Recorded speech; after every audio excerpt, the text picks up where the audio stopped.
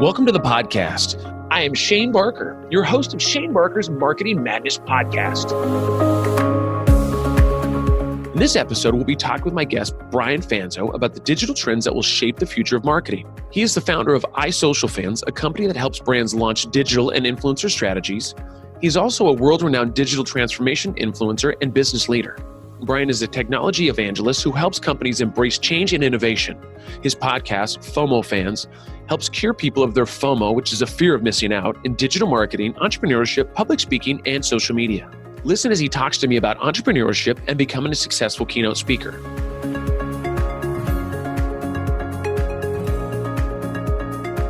So we want to start off with a little foundation for everybody listening to the podcast. So where did you grow up? Give us a little background here. Sure. So born and raised in Pittsburgh, Pennsylvania, hence the brand being black and yellow. Everything I have is black and yellow, but moved just before middle school to Virginia Beach, Virginia. So I grew up about a block and a half from the ocean. It was really the best place in the world to grow up. Yeah. It was a big city, but not a big city. I kind of wish they had a sports team, but a lot of my family stayed in Pittsburgh. We still have season tickets for the Steelers. My family got them since 1969. So yeah, grew up in Virginia Beach and then went to college out at Radford University, which is a small school exactly 11 miles south of Virginia Tech.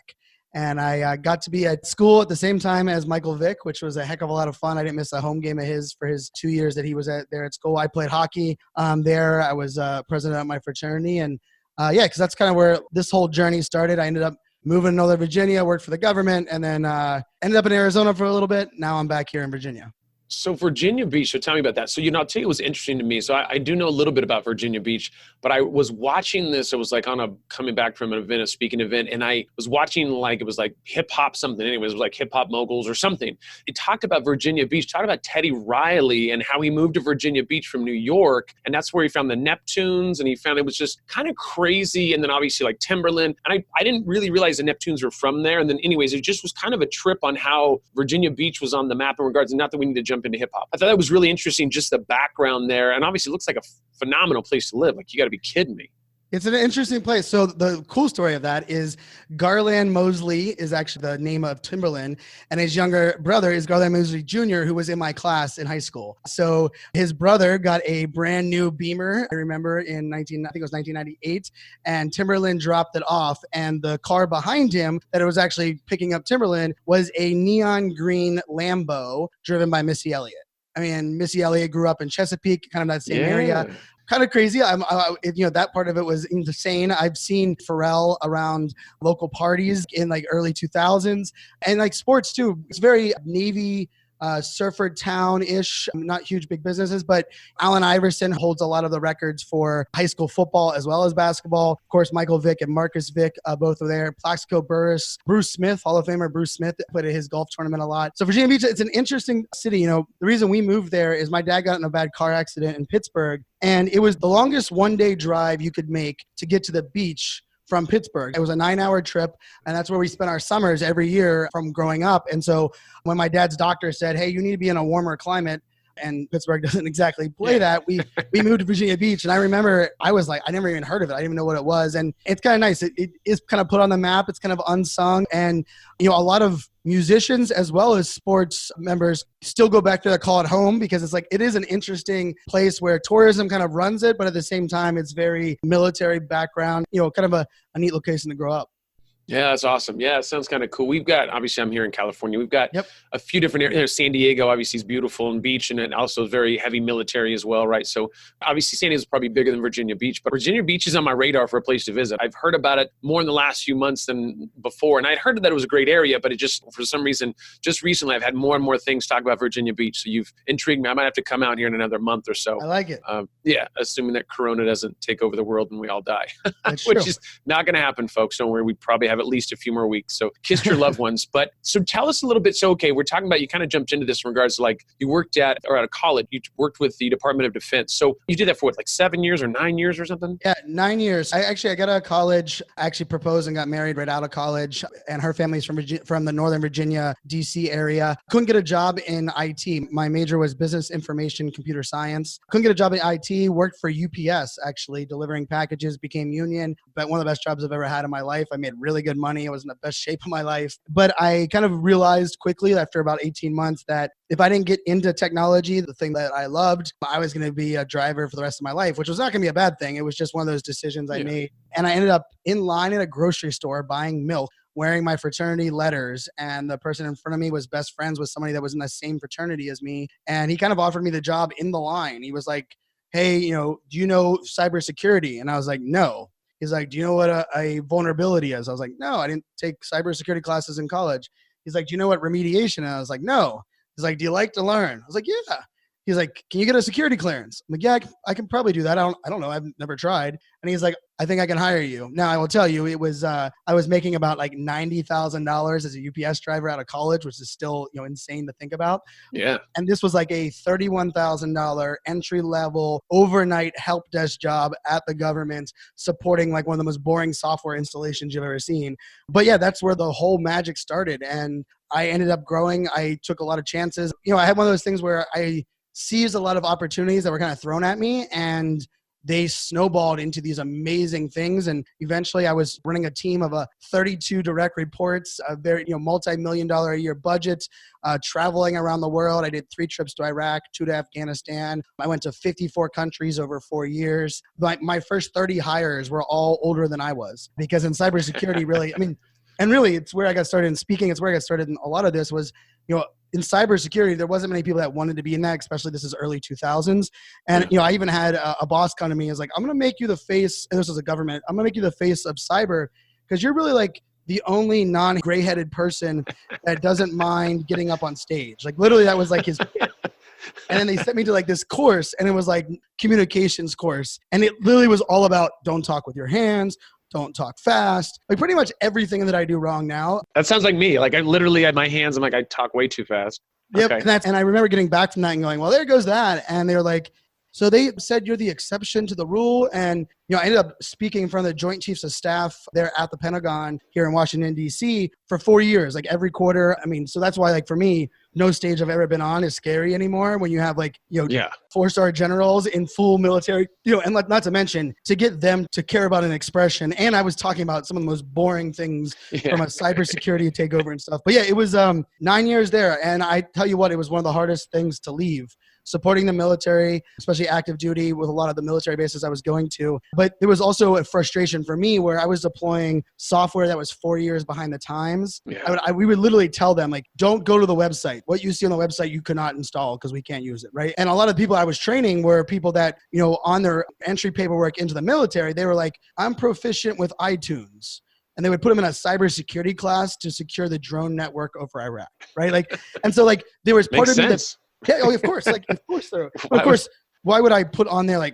Let's be real. At that time, like Facebook. This was all pre-iPhone, pre-Facebook, pre-social media. I loved the impact I was able to make and getting to work with the young women and men in the military. But I also kind of knew that I wanted to make a bigger impact on the world, and that was a big piece for me. And so it was actually after a promotion that we were our contract was coming to an end, and there was just kind of like this feeling. I was like, you know what? I need to leave. I need to be done. And I need to find what my next adventure is. And so I gave up my security clearance and all of that stuff and left the government. It was times, interestingly enough, now I use stories and examples from those 9 years more so today than I ever have before. Cause it was about collaboration and community. And like literally our job, part of our team's job was to get the Army to share cybersecurity policies with the Navy, right? Like literally that was our job. Like you could not pick a harder collaboration job. Like not only did they not want to do it, but they all felt like they knew what they were doing. While at the same time, we were, securing and protecting some of the people that were putting their lives on the line. So it went by fast, but it's times that I'm very thankful for, and I leverage on stage often now.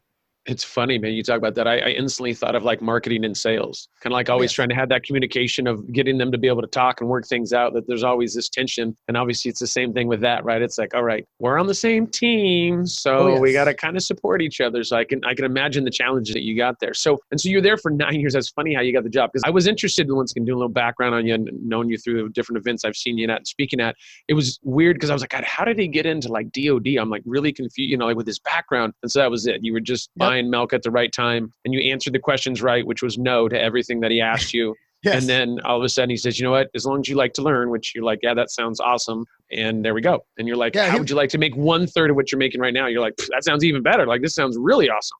Yeah, you should have seen me come home to my new wife at the time. That was like a great one. Like, hey, I'm going to take like a 1/3. I tell you what, it's been a lesson in my life all the time was this idea of being transparent and authentic. You know, one of the things I remember, and the crazy part is the person that hired me, that person that saw me in line, eventually worked for me as I got promoted up, and he got to work directly for me. And it was a great bond in a relationship. It was also taught me a lot of things on, you know, how do you handle a lot of the scenarios. And I remember asking him later on, like, you know, like, what did you see in me? Like, you know, was it you were that desperate? And like, I didn't even have a clearance. And he was like, I didn't have to unlearn you anything. And the way that you answered it and the little bit of background that I gave him, he was like, you had this ability, you gave me this feeling, I could provide you any problem and you would find a way to solve.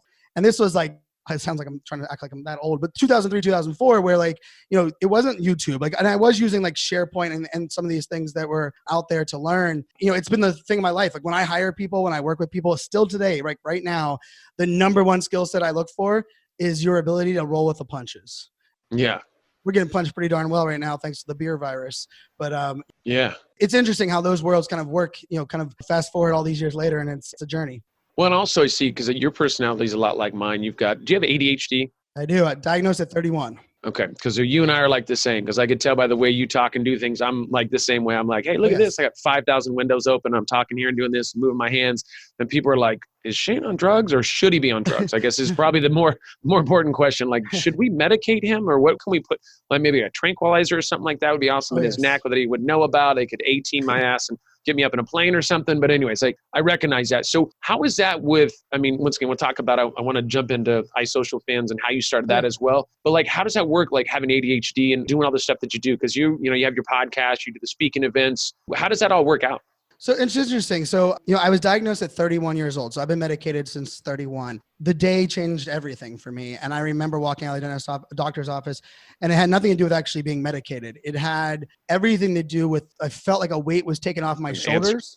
And it was like, wow, I'm different. I'm unique. I operate differently. But that doesn't mean I'm bad at what I'm doing, right? I struggled through school. Like, I mean, I remember going to my guidance counselor my junior year in high school and him asking me what I wanted to do after school. I was like, college. And he like laughed, like fell out of his chair. He's like, you have like a 1.4 GPA. Like, what do you mean college? And I just like, dude, I love school. I got perfect attendance. And he's like, yeah, but you don't go to class, right? Like he was like, you know, like it was that like, and I mean, I remember that. And I got into college like on academic probation to start off college. And like my SATs were such a struggle for me. And even college where I felt like I wanted to learn and the classes were things that I selected, it was a massive struggle. But I was the youngest president of my fraternity. I was the assistant captain of my ice hockey team. I was like the only person in the school that would be running for student body in college that was in a fraternity that played hockey, that was also a computer science major. So like during those times, my mom would always refer to me as like, she's like, Brian, you were always unapologetically authentic and did things your way.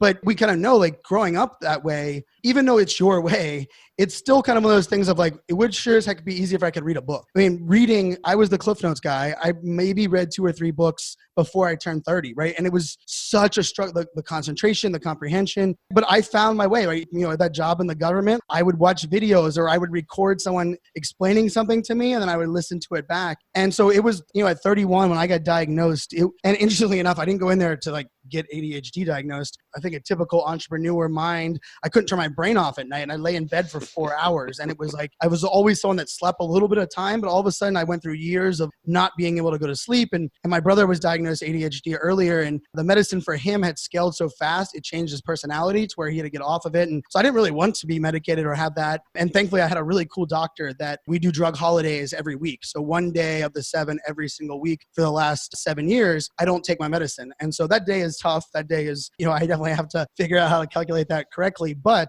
it's allowed me, my medicine is, you know, now still half the dose of what my younger brother had. And he had that at 4 years, right? And like, I haven't increased the dose in 2 years. But so I think when I look at it, one of the things, and I will say that, you know, I was diagnosed at 31. It took a weight off my shoulders. It took me until I was 34. I was going through a divorce. I have 3 young daughters. My brand, my business is taking off. But there was a sense of, okay, Brian, like, what does this all mean? Where does it all work together? You know, especially on the entrepreneur side of the house, which I can tell you, I worked for the government for 9 years. I worked for a startup for 5 years. I've now been an entrepreneur for 5 years. Entrepreneurship's been the hardest job of everything I've ever had. I don't even pull a punch on that. It's, you know, yes, there's some benefits, but like, I loved my enterprise gig. I loved my startup gig. We were hiring 12 new hires a week. And so when I look at ADHD and like its impact, as I was going through these major life changes at 34, 35 years old, the thing that really started to realize was I was confident. I was very proud of who I was. I had no problem with that, but I wasn't very self-aware. I wasn't very understanding of how I worked. And so like the diagnosis told me, hey, you are different. You do things different. But I didn't change my life to embrace that, right? And so it was all of a sudden, it was now, like, I mean, if I look at it now, there's so many changes, and I'm very transparent about ADHD, which also I can tell you helps. Like if you would have told me 5 years ago that I would even mention it on stage or on a podcast, I would like, no way am I talking about this. But for me, it's had such an impact. It's interesting. Like my girlfriend now, we talk about it a lot. It's one of those things that when you have become more self-aware, there's things that you can set up to make your life a little easier. And then there's also things that you just have to embrace and own and say like, because now my thing is I have extreme focus, hyper ridiculous focus. Like I wanted to relaunch a website and build it myself. I mean, I ran 60 hours a week for 2 weeks straight on top of speaking and traveling to build this website. Like, I mean, and I listened to 20 podcasts over that time, like to learn SEO because SEO wasn't my background. But I think for me, that's where ADHD has been. It's the blessing. It is my superpower. But it's also the thing that I make sure people understand so that if I don't reply to an email or they think I'm ignoring them, and it's not an excuse, I'm just like, hey, this is how I work and this is what you're going to have to deal with. And you know as well, it's a learning experience. Every part of it's a learning experience. But for me, it was the greatest day that ever happened to me whenever the doctor said, holy cow, you max out on every line on every chart. You win. You're like, yeah, when I win, you're like ADHD. Cool. What is that?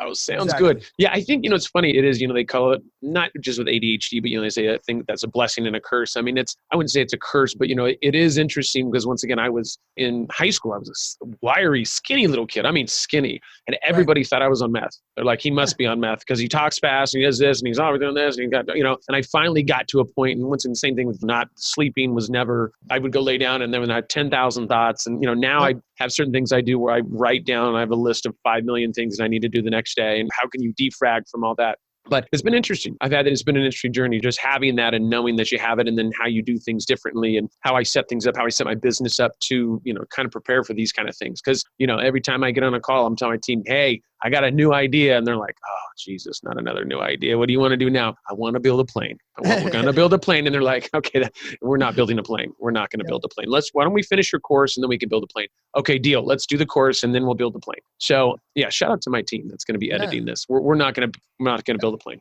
That's one of the biggest byproducts of self-awareness, right? When you understand who you are and you surround yourself with people that know what you don't, but that are also willing and understanding how you operate, right? Like it's like, they don't teach us that in college, right? I don't know how that concept not only allows us to stay, go after our purpose and our passion, but I mean, I think collaboration is something I love to talk about and I love to push forward, but unless you're self-aware, you don't know who to collaborate with. And I mean, you're like me. I mean, we get hundreds of people are like, oh my God, we should work together. We have this idea. We should do something.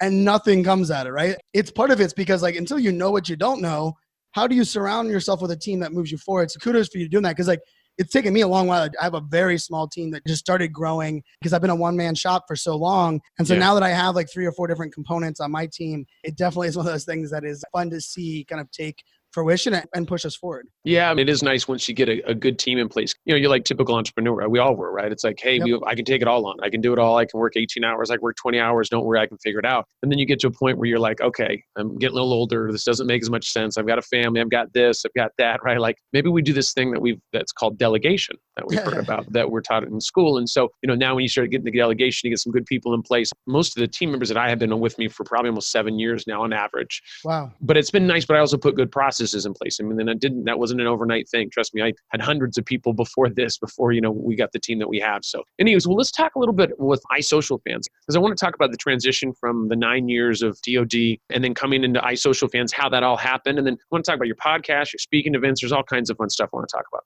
So yeah, it's interesting. As I was left the government, I ended up, getting my dream job, which was, I remember getting out of college and seeing what Guy Kawasaki was doing with Apple and building this cult, as an evangelist, right? I saw this and I was like, and I saw what Robert Scoble was doing at Microsoft. And so that was my dream job. And I was able to take it at a data center company, which is not sexy at all. But it was a booming startup data center. I was the 256th employee when I started. I was there for a little over 2 years and we had over 600 employees when I left. We were 12 new hires a week. And I was able to build the dream job where I reported to the CEO and I had a direct line to the CIO and the CMO. And I kind of operated in this like non-KPI freedom environment where I was in charge of like deploying internal collaboration software as well as external collaboration with our clients. And then I kind of became the CEO of the company. To this day, one of the smartest people I've ever met in my entire life. Shout out to George Schlesman. But he had no problem talking, but wasn't a huge fan of speaking or doing a lot of the interviews. And so I quickly became the face of that company, right? In the sense of, the logos, and we'd go to events that we sponsored. And so I was getting thrown on stages at Gartner and AWS reInvent, VMworld, because our brand was sponsoring it, right? So I was speaking there on behalf of those. And it was amazing. I loved it. And I would go to the event. I'd be tweeting at the event. And at the time I was tweeting from a handle called Pittsburgh Fans because I was a Pittsburgh sports fan and that's what I used Twitter for. And so for me, that was, it was all just kind of like part of my job, like as this evangelist. And, as that company, we were kind of getting acquired. There was making some big changes, as you can imagine, with that many people. I remember it was November 2nd, 2013. I was talking to my mom. I'm a mama's boy. I was talking to my mom just about like life and things that I was working on and what excited me. And she just said, I really worry that what you're doing online, she was worried that, because I didn't like social media because I had the marketing team was what I worked with. I was like, I didn't really like social media for my business or my brand. I liked it to connect sports and that world. And she just kind of said like, are you actually the same person that you are offline? Like, are you being yourself, Brian? And I, of course, like to my mom, I was like, yeah, of course, Mom. Yeah, of course I am. That's right. And she's like, well, it's weird. You don't have a hat on in your picture, your profile picture. And it was like something little like that, right? And so I've worn hats my entire life. It's been a part of my, who I was. But I remember getting off that call. I walked into the mirror. I wrote on the mirror, like in Sharpie, like be yourself, right? I literally wrote on the mirror. And on that day, I started just to assess. And I was like, holy crap. The reason I'm struggling on what to post and how to write out these things and even to share my business on social media was I was trying to convey what I thought other people wanted to hear. And I was trying to be what I thought other people wanted to be. Yet my entire life was about me doing it my way. And that day changed. I mean, it was a big pivot, a big change. I became instantly transparent, which I can tell you anyone that embraces transparency, it's not a good thing to do it instantly. Like you want to gradually bring people on that journey. Like all of a sudden, like, where did that come from? Like, well, I was here the whole time. I was kind of faking it, but thanks, Mom. So it was about that time that, I was working at the data center, speaking, things were taking off.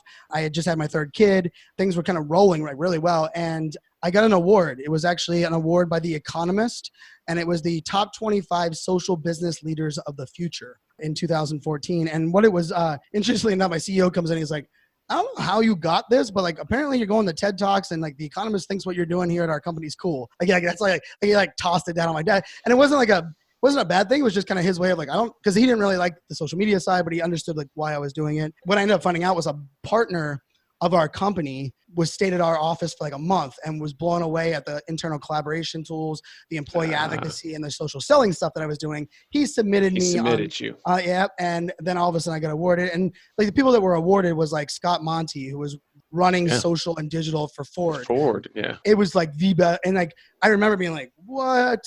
And it was like that first moment where like, I got like a social card to share on social. And it was like, I was like, this is insane. And this is 2014. Like that idea of like even a social card didn't even exist. It was such and they sent me around to different events to be as an influencer, to speak, to kind of like collaborate, to share insights. And at that same time, the data center ended up getting acquired by CenturyLink. And part of their thing was like, we don't understand what an evangelist does. Like, he's not in sales, he's not in marketing. Like, and so my CEO kind of gave me I would say the golden parachute kick in the butt to get into entrepreneurship. He pretty much said, hey, this needs to be your last day, but the companies that I invest in will be your first clients because I know you have new kids, and spin something up and try that out. And so that's kind of where it started.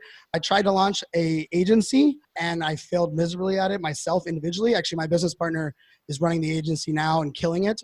It just wasn't the way of life that I knew working with agencies from a brand. I didn't really understand the agency life. So I attempted that. I attempted some consulting. I did a lot of influencer work where, I did like 18 IBM events in 1 year. I did a lot of that kind of stuff. I think that's even probably right where you and I kind of originally kind of crossed paths. And my brand was iSocialFanz. And the weird thing about iSocialFanz was at one point I had 8 Twitter handles. My last name is Fanzo. And so I put fans at the end of every one of them. And those that don't know about me is like, I don't have a niche. I've never had one. Like I was a guy, hockey player, fraternity guy, computer science major. Like nobody in either one of those did any of the other ones, right? Like, and surfing. That was the other one that I didn't even know about. Yeah. So like, I played poker for a while out of school, like I'm a diehard Jeep fan. I've owned pit bulls. Like I have and so part of it was like, for me, like when I jumped on Twitter, I was like, I need an account for everything. And one of the accounts was like, ooh, how do I merge my Apple fanboydom and my social media? And so that's where iSocial comes from. Is the I is from like iPhone, iPad, and then iSocialFanz. And so I had those 8 accounts and I happened to just tweet out of that one. And then as I got that award, I was like, ooh, that'll be the account. And then when I started the business, I was like, well, people started introducing me. They didn't know my name. They would say, oh, this is iSocialFanz. Like it became a brand. And I will tell you, from 2014 to 2018, I don't think most people knew what my first name was. I mean, it was pretty interesting from that standpoint because I went all in on iSocialFanz as a brand, every account, website, and I built the business iSocialFanz. And so it took a while to figure out like that entrepreneur world as I was kind of evolving, influencer, all that stuff that I was doing. And then weirdly, I wish someone would have given me the heads up earlier. They're like, I didn't realize like professional speaking was like a gig, right? Like my good friend and mentor, Scott Stratton, he says at 14, he saw Les Brown on the TV and he knew he wanted to be a speaker. I'm like, well, I wish someone would have given me a heads up because I spoke at the government from 2004 to 2010. From 2012 to 2014, I was the face of a data center speaking at these ginormous events. I didn't take one picture. I didn't document one testimonial. There's not one video because I didn't know. No kidding. I mean, it's still the largest event I ever spoke at, even though I've been speaking full time now for, almost 5 years. It was one of the events I spoke at as a sponsor for the data center company, which was like 22,000 people that I spoke in front of. And there's not one picture or video that's out there of it. Like I even had gone into it. And so it was around that time as I was getting influencer work, and I'll give a massive shout out to IBM and Brian Kramer. Brian Kramer was the agency of record for IBM, and we became really good friends, and they would just put me on stages and like, holy cow, this is your thing. Like, and I was like, yeah, it is. But like, I don't know how to monetize. Like, how much do you make? Like, and like, still figuring that out. It's an interesting journey. But yeah, that's how I kind of came to where I'm at now. And, the interesting part is I've kind of rebranded under what I call the digital futurist. Mm-hmm. Because in 2014, I got that award, Future Social Business Leader. And in the tagline, they put Millennial Brian Fanzo. And that kind of stuck for a long while. And I kind of owned it. Let's be real. I owned that. I went in, I called myself a pager wearing millennial. I mean, I actually have the pager sitting on my desk right now that I wear on stage as a gimmick. And I owned it. So I did a lot of, content. I was the token millennial. When someone was like, we need to hire a millennial influencer, that was me. But it really didn't describe, when you have no niche and you do a little bit of everything and people can't really describe who you are or what you do, it has its limits. And so recently I'm rebranding to the digital futurist, which really helps. I mean, it's the greatest, to me, it's the greatest clarity I've ever had, where it connects my background, my cybersecurity, a lot of the things that I've always loved doing with also the digital marketing world that I've been living in. And so that's kind of what's happened recently. And now I'm in a transition point, kind of even moving away from iSocialFanz. And so, man, it's amazing how fast all this world works. That's kind of how I got here. And it's a lot of learning, a lot of lessons. And like I said, entrepreneurship's the hardest thing out there. It is, man. I'll tell you, it's one of those things. I've had a lot of businesses, not just doing my own business, so consulting and stuff, but I've had, I used to own a bar in Chico, California, where Sierra Nevada's from. I mean, I've had a lot of background in businesses, and man, entrepreneurship is not for everybody. I think that's what people think. That I took a class, one of the classes I took in college, and I'll never forget the instructor. There was only 2 entrepreneurship classes at that time. This was, how old are you, Brian? 40 something? 38. 38. Okay, so I'm 44, so I'm about 6 years older. So, but I took this entrepreneurship class, and I'll never forget in the class, one of the, the instructor was like, hey, why are you guys taking the course? And everybody's answer was like, oh, it's because I want to own a restaurant and I like to golf. So what I want to do is I want to open the restaurant and then I just want to go golf full time. And the instructor's going, that's interesting. What about you? Well, it's because I don't want to have a boss. It's because I don't really like having a boss, and so I just, that somebody else will take that on. And so, and I'll be the big head honcho. She goes, oh, okay. And so, there's other people that are saying stuff. And I'd already been an entrepreneur at that point. So I'm kind of laughing going, oh, Jesus, these poor kids. So we go and the instructor goes, well, just so you know, like if you think that you're not going to be, you're going to be the only boss, right? Nobody is going to answer to you. Well, when you have your restaurant, everybody that comes in is going to go, hey, Brian, you're the owner. Hey, come here real quick. I want to give you some suggestions on things that you should do. And that's the consumer. And you're going to have to listen to them. So everybody walks in that place, you have 500 a day. They're all going to have an opinion for you, and they're going to, not everybody's going to be able to talk to you, but the point is that you're going to have 500 bosses, right? Everybody's going to tell you what you need to do to change that. And then if you want to go and golf, that's not a problem. But just know every day that you golf, that your employees are probably going to try to figure out some way to steal your money, take money from you, do something to your restaurant. Things are going to go bad. You're going to get bad. At this point, there was no Yelp, but Yelp reviews or whatever that is.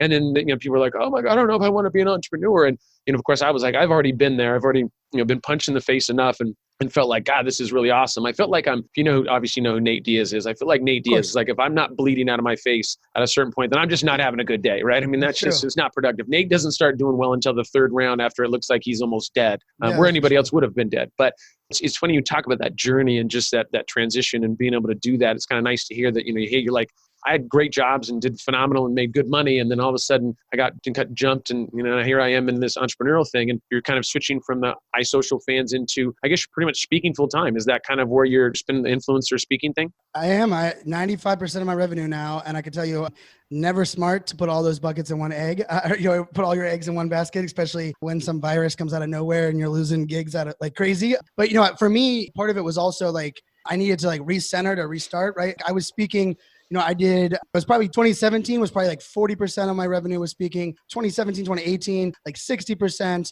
I hired a speaker agent. I was really kind of going all in but I was still kind of balancing like client, customer, consulting. And I'm one of those people that speaking it's the greatest job I've ever had. It's what I want to do the rest of my life. But I've also been a big believer in like, I need to surround myself with a team. A lot of things I was going through in my personal life. And so I made the pivot and focus to add clarity so people could understand how to hire me. I now realize that the clarity should have been the digital futurist brand, not the switching revenue streams.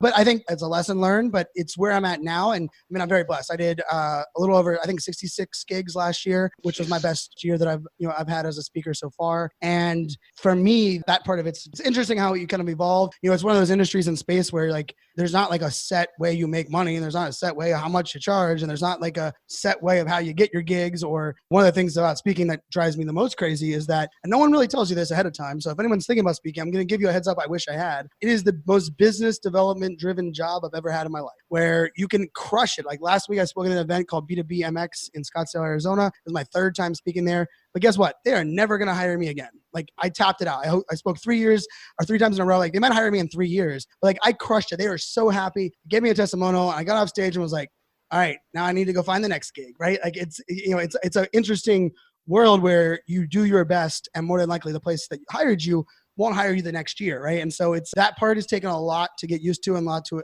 evolve, but I love it. And I'm spinning up a couple other revenue streams here shortly with a book that'll be out soon, and then a couple other things that I'm working on. But right as of right now, it's all speaking all the time, or it was before the virus comes out. Yeah, man, the speaking thing, and you have more experience. You've had more gigs on stage than I have, but I tell you, the speaking thing is always interesting because it really, I think people, because once again, you know how it is. It's like paid, not paid, where's it going to be at? Who's going to be the audience? And there's always this thing of like, okay, is it worth it? And what are they going to be paying for? And it is hard because, you think, in the beginning, I thought the same thing. I thought, man, these people are going to bring me back every year, right? Like, absolutely. Like, why would they not?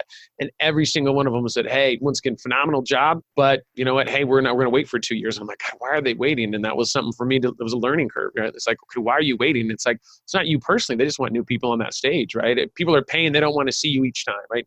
As much as you think that they do want to see you each time, right? It's like, they just need a little break from you. Don't worry. Yep. It's not you, it's me. It's not me, it's you, I guess, or whatever. One of those. Yeah, one of those. But yeah, it's one of those. It's a weird thing, man. The speaking thing, I do enjoy it, man. I think my plan is to do more speaking events, and then go have some fun as well. I'm 44, so I'm getting into those, I'm getting into the age where I'm like, okay, if I'm going to go someplace, I'm going to be there for a week. Like before it was like, I would just get in and get out. And you know how it is, it's like, I did just go to this airport and that airport, and not a big deal. Now I'm like, I need to rub Bengay on my body and stuff. And I got to like, I got to pull my beard to make sure it's still growing. I mean, there's just a lot of struggles that weren't here when you were younger, but it's an interesting journey, man. I hear you with the whole monetization of whatever you got going on. It's like, how do you make money? Cause you touched on it earlier. If I had $1 for every person that emailed me or sent me a LinkedIn that says, hey, let's collaborate, I could retire. I actually could retire in probably Belize or something like that, and probably maybe even buy a hotel at this point which is awesome. I mean, I'm not telling people don't reach out to me, but it is, right, for sure. It is hard to focus, right? It's like, how do I, going on? I want to be responsive to everybody, but yet I can't work with 10,000 people. It's like, I got to figure out what exactly you're going to be offering. So, but, especially in the world we're living in now, like we have access to everything and everyone, right? And like, I love social media, but so many people look at social media manager and be like, hey, I'm on Facebook, I could do your job, right? And like, we're like, oh, that's how this works. Like, oh, I'm not afraid of the stage. Why am I not getting speaking gigs? Why am I not getting and like in this world, like, I mean, I remember, growing up in Pittsburgh, like I didn't have access to anything. Like I didn't know what anyone else was doing anywhere, let alone even in Pittsburgh, right? Like my exposure was to literally the people I grew up with. And now we're able to grow up and understand how people do things, where they do things. You can courses and, and you get sold to everywhere. So it's such an amazing time, but all at the same time, like figuring out your path, your own, strategy, even your own way of standing out while also being hireable. Like all these things are things that I think today digitally, and I don't even think I know, are things that no one prior to us ever thought about, right? Everybody worried about competition in your area, like before the internet. You don't worry about competition in Vegas, where like me now, like if all of a sudden a speaker's doing great things in Mumbai, I mean, they can cost me gigs in a heartbeat. And so it's, it's amazing. Like it is an amazing opportunity. And I absolutely love the world we live in, just that idea we can connect, but it does take a lot to kind of prioritize and figure out kind of your own path. It is, man. It is awesome because it does open up the world, right? You're like, this is awesome. Now, you can only sell in a certain area. Now I can sell the whole world, but now you also have the whole world competing against you, right? Also as well, right? So that is a hard part. I remember I spoke at Entreport, and the CEO came on and he was like, hey, I want to interview you. And awesome guy. The guy's over there, Landon Ray. And he asked me, he's like, hey, about entrepreneurship. Like, I'm going to interview you. And what do you think about entrepreneurship? And he goes, do you think it's easier or harder? And I said, I think it's a lot harder. I said, there's benefits. There's great stuff, software, there's all kinds of things, but it becomes a lot more difficult, right? I mean, there's like so many different things, and especially with new platforms, or news this, and you got to do this, and here goes a new technique. I mean, we're all collecting, we're drinking out of the water hose, right? And trying to figure out like what we should do to be successful. And so it is, once again, resources and all that kind of stuff. You can have hiring people international, they're going to be a little cheaper for you. Like, so there's other things, which is awesome. But then there's the other side of it where it's like, there's a lot more variables, which once again, but you can also go to Udemy. I can go anywhere and get some training instantly. You learned SEO in 2 weeks, right? At least got a good knowledge of it, what you need to do on your site. So you could have hired somebody, or you just go listen to blogs and do this and spent $100 in 2 weeks. And now you're not, going to be probably the main SEO guy, but you can at least go in and knock some stuff out and at least know what people are doing if they're going to help you. So there's some huge upsides, because the accessibility is awesome. But then again, once again, as you know, I mean, most people don't know this, I have a 36-person team. Wow. So the reason why I'm telling you that is because it's trying to keep up with everything that's going on. Like, especially people coming at me. I mean, I have assistants that help me with all those things, because it becomes hard, man. It's like, I want to respond to everybody and I want to be, but it's just, once again, I'm not saying anybody listening to this, don't reach out to me, but the issue is that you got to figure out who you're going to talk to and who you think might be a deal and what you got going on and how you're going to work it out. And, anyways, the struggles are real, but once again, it is an awesome time. It is an awesome time in the sense that, I can go put a course out there and it can go out to the world. And if I sell 500 courses at $100, it's a pretty good chunk of money, right? And you get that 500 people out of the whole world, like that's a pretty low conversion rate last time I checked. So it's not too difficult. It's just, I think you and I are the same in the sense that it's like, there's a lot of opportunity. I mean, almost too much opportunity, but then having ADHD probably doesn't help. Like, how do we focus in on exactly what we want to do? Like, how do we maneuver this thing, right? And we have a lot of experience from what we've done, but it's still difficult to do. Like, I mean, to this day, my mom is like, you should probably be on something, because I've got like 5 businesses, like literally. Right. Now I have a team backing me up. There's no way I could do it on my own, but like, she's like, how do you do that? Like, I don't understand. And that's when we start talking about that. My mom's like, we should get you on some drugs, I think, or something to kind of bring you, because it just is one of those things. Like, I look at things, and now Shane 1.0, now Shane 2.0. Shane 1.0 would take on 50,000 projects and would, kill himself to get it done. Shane 2.0, I'm going to say, is a little wiser. I'm not going to say a lot wiser, but we're definitely sneaking up on a little. And I think it's just one of those things, it's like you learn through this journey of being an entrepreneur and everything else and just life and your journey of the paths you've taken. And now it's kind of gotten you where you're at today. So, I mean, kudos to all that, man. I mean, I think, like I said, I've been following your journey for a while now, and it's been awesome to see you on stage. I've seen you a few events that I've been at and been able to be on stage with you a few times as well. So it's been awesome. It's been awesome. Thanks, so tell us, what do you look at? So when we talk about 2020, so let's talk about that. What do you think in regards to, because obviously you've got your, I'm not going to say a new title because you're a digital futurist. You're always that. You just kind of newly dubbed yourself that, right? But you've always had that title. So 2020, what do you see like in regards to, I'd say like the future, because I don't think you're Nostradamus by any means, but I think you have a good idea of like, what do you see? And obviously digital and some other stuff like that. Like, let's touch on that a little bit. Sure. Yeah, I love that. I love that where you're going there. I think, it's interesting.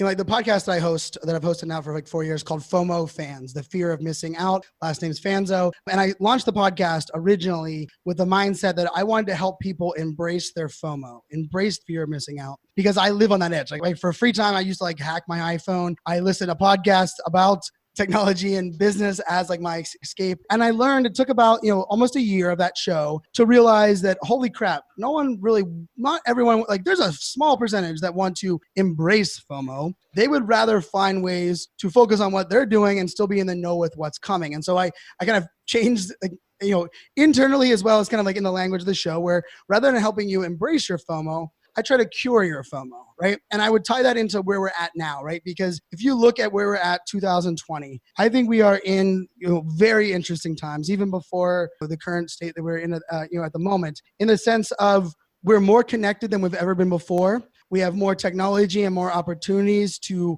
have our voice heard than we've ever had before. While at the same time, we've never been more lonely. We look at the state of the Me Too movement, where we exposed this ridiculously horrible behaviors that have been okay and we've been turning a cheek to for years. While at the same time, some people blaming digital and social media. And it was like, no, this just gave people a voice to not allow the bad to be continuing to happen. And we have to get to an inflection point, which is I think where we're getting there at the moment, where we're getting to an inflection point of like the balance. And this is where I really focus my attention on. It's the balance and really the synergy between innovation, technology, digital, and humanity, and what we want, what do we believe, the idea that we can come together. I mean, the coronavirus is of course huge right now as we're recording this.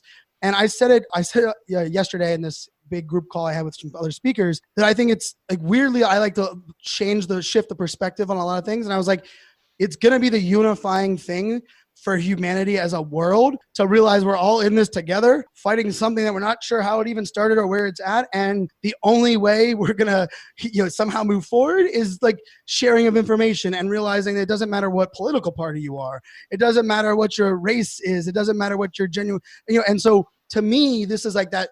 There is these elements, while at the same time, the election that's going to happen in November will make us the most divided country that we've ever been, right? Like, so if we look at all of that, I look at the future and trends where it's really about, we talk about, in marketers, we talk about experiences, and we talk about, there's lots of that buzz. I wouldn't even say there's a buzzword. I talk about experience as well. But I think what we have to start to look at is, and I call this digital empathy, and it's kind of a big soapbox for me recently, is that how do we make sure that things that we're moving forward with allow us to be closer to humanity and mankind and humankind, not further. And I would say, like, we use websites and digital and social media and phones to get further and further away from the people that we love, the customers. It's amazing, right? Like we said earlier, like we can reach the world.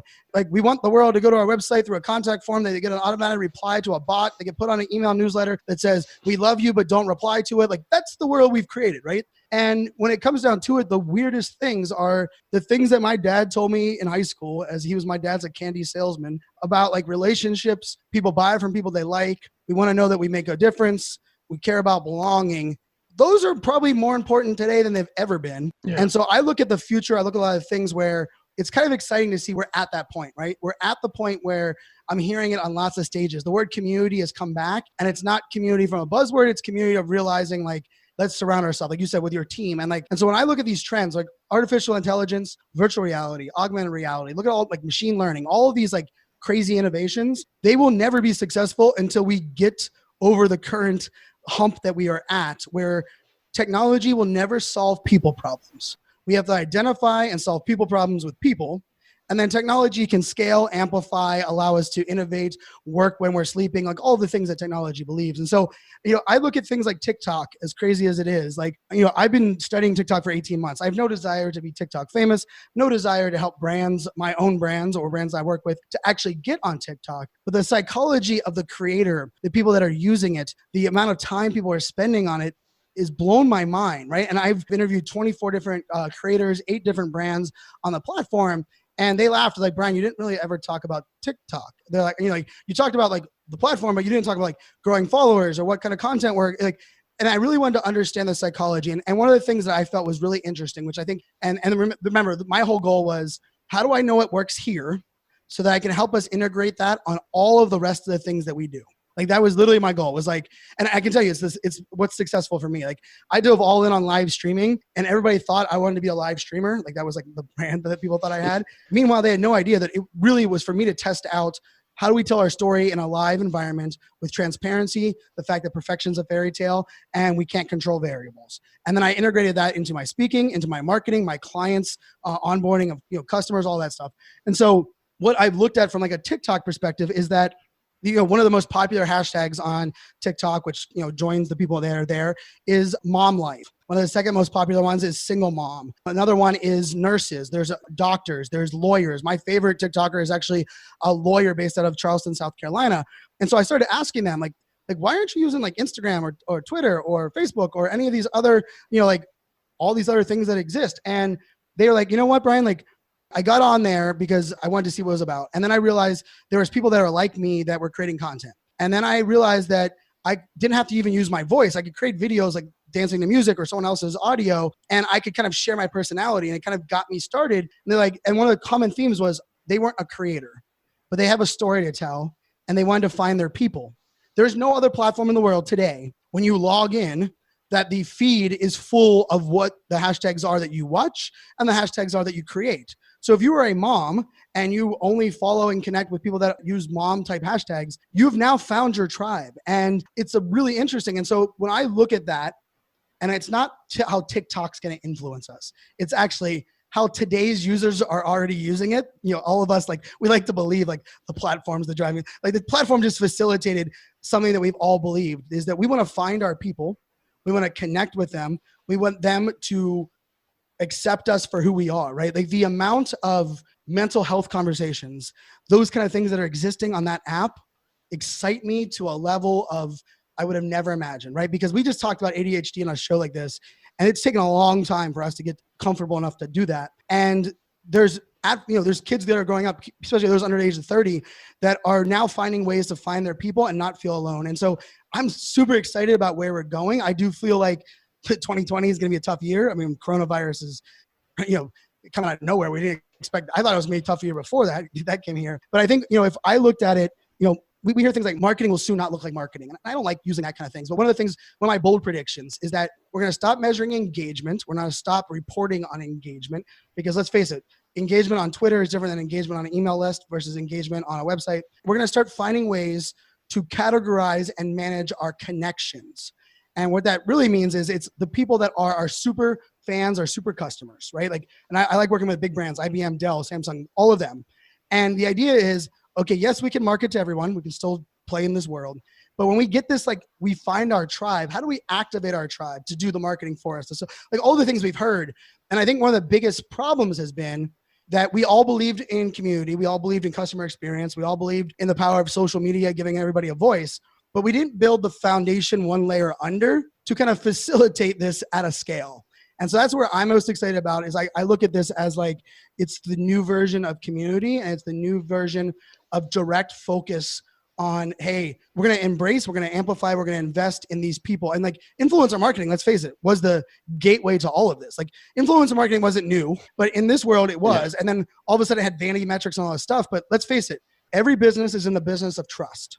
The problem is, in this digital world, how do people trust you? Like, it's very hard, and it's hard to stand out. And I believe if you facilitate and you build that community and tribe as your foundation of your brand and your business, they become the vehicles for extending your trust out. And it doesn't matter where you are, what account you're on, what your current business is, what your business will be tomorrow. They will follow you where you go, and they will be your fuel for kind of igniting that fire across. And so, yeah, I mean, I'm fired up about it. I'm not sure that's where you want me to go with that, but it's interesting to me where we're at now, and I couldn't be more bullish on the future. That's awesome, man. That's awesome. No, I love that. I think once again, it's always been I guess the hardest part. We've talked about it for a long time, is finding your evangelists, right? Finding the people that love your product. Like, it's no different than clients. You talk about clients, and it's a lot easier to retain your client and keep your current client happy than going and finding a new one. So you can go try to pull in new fans. That's nothing wrong with that. But let's look at the people that are already willing to go get Samsung tech dude on their neck, right? Like, That's the person that you need to engage and say, hey, listen, let's do something for you. Let's figure this out. Because obviously, you have a Facebook group that has 10,000, Samsung fans. Like, that's beautiful. Like, how do you engage those types of individuals? They're already fans. Like, now all you got to do is make them feel even more special. And so I think that's awesome. I think it's cool but tapping into that. So we're almost at the end of this. So I've got another question for you. And I think I'm going to be interested to hear your answers on this one. So if you could have dinner with anybody in the world, dead or alive, who would you have dinner with? Now, there's going to be 3 individuals at this table other than yourself. 3 individuals. Yeah. So the first one that came to mind was Roberto Clemente, the Pittsburgh Pirates humanitarian, died in a plane crash kind of before he met his peak. But he had an uncanny ability to understand his meaning in life and in the world. I've got to study him as someone my dad always looked up to, and I didn't really understand why. And the idea of putting those that you love before self in a individuality sport like baseball, Roberto Clemente would be the one that I think, without question, would be someone that I look at and say, man, I would love to just sit across from that person and just understand how he put there. The second one's probably an obvious one, and I don't really care that it's obvious because it's someone that inspired me that being a geek was okay, and being someone that had your own way of style and your own way of doing things. So the second one would definitely be Steve Jobs. Steve Jobs taken from us way too early. If you look at how old he is right now, how old he would have been right now, man, it's tragedy on that side. So and honestly, part of it for me with Steve Jobs is a lot less about Apple and a lot more about, you create a company, you get fired from your own company. You create another company, you're not sure that the resilience, the sacrifices, and really, part of it would come down to regrets, or even, the family life that he kind of neglected and is known for neglecting. I don't look at any of these people as perfect, but Steve Jobs would definitely be number 2. And then third one would be an interesting, because I think there's lots of different people, lots of different brands, lots of different ways you can go with those people that you look up to. But I'm a huge believer in studying, researching, investing, spending time with people that are outside of your niche, outside of your world. And so interestingly enough, the third one, which I don't think anyone else's table will be this diverse, would be Dax Shepard, who is from Punk'd. He is the host of my current favorite podcast, Armchair Expert. Actually, as soon as we get off this, I will be listening to the episode that went live today. He's the husband of Kristen Bell, voice of Frozen. But Dax, on his podcast and in life, he went to AA. He's very transparent in who he is. He found the love of his life, but he's also, very open about all the things on his podcast. It's the most intimate, greatest interviews I've ever listened to in my entire life. I believe he's a more dynamic interviewer than Joe Rogan, which is saying a lot. I'm a Joe Rogan fan. I would put him up there with Howard Stern as far as your ability to talk to celebrities and those that we all think we know and get them to share stuff that they don't really understand. Honestly, part of the reason I would want to sit down with him is he is a fellow proud dad. And, for me, going through a divorce, a lot of things that, I wanted to be a dad since I was 11 years old. And so being a dad is my greatest job. But there's elements where you connect with someone, and I would have never thought the guy from Punk'd with Ashton Kutcher running around like a crazy person would be the person I would select. But at the same time, I was running around like a crazy person for plenty of years there too. And so that's a heck of a table, right? I think Roberto Clemente, Steve Jobs, and Dax Shepard, that would be my dream table. Roberto Clemente, it's funny. I actually had his I probably still do have it somewhere. I remember I have his baseball card. I remember right when you said that, the Donruss baseball card popped in my head. Instantly, I saw the yellow and the red and the black. Yeah, and I don't know why. It's that kind of stuff. I don't remember my wife's birthday, but I can tell you exactly what Roberto Clemente looked like on his card from whatever year it was. Well, awesome, Brian. Hey, man, I know that you've been busy. I know you got a lot of stuff going on. If anybody needs to get in contact with you, obviously in regards to your speaking events, having you come in as an influencer or anything like that, where can they get in contact with you? So on social, I'm iSocialFanz, letter I, SocialFanz on every single channel. My new website, speaker website, is brianfanzo.com. So brianfanzo.com is where you can get in touch of all my programs, everything from hosting and emceeing events to speaking to my virtual products. I'm launching in less than 10 days a new podcast for me, which is all around interviewing, and it's around the future of. And so it's going to be a lot of fun. It's the future of everything is simple is really where I'm going here. And I'm going to be interviewing people from all walks of life. My goal is to make it very anti-niche or no niche like I am. And I'm on every channel. I'm on literally every social network. I'm very active on every social network. I don't suggest everyone to do that. I do it so I can help my clients understand. So my call to action is, I don't have an email list or anything to sell, is pick your favorite social network and give me a follow there. So whichever one is your favorite, I can promise you, it can be Pinterest. I'm pretty active on Pinterest at the moment. I've even been spending a lot of time on Reddit, although my username on Reddit has never been what it should have been. But if your favorite social network is out there, reach out, connect with me, ask questions. I love being engaged. And Shane, I love that you had me on. It's funny. I think when you reached out, I was like, Matt, we've done shows together. And I'm like, we haven't. Like, we connect so easily on social and Twitter and offline. We've been to numerous events together and hung out, but it's cool to be able to engage like this with someone that you feel like you've known for so long. So thanks so much for having me on. Absolutely. Yeah, that's the power of social, man. It's one of those like weird things where, I got to look at the same things. Like, if we've been in a lot of different places and even been on the same stage separate days and stuff. Yep. But anyways, awesome time. Brian, thank you so much once again for being on the podcast. You guys, if you're listening to this podcast and you like what you hear, make sure you subscribe to it as well. And tell your audience, and make sure, I'm going to tell you guys about my course as well, that we've got my How to Be an Influencer course. So if you guys want more information on that, go to howtobeaninfluencer.com. Take a look at that. Sign up early, and we'll be launching here in the next few weeks. Brian, you're the man. Thanks for having me again. Cheers.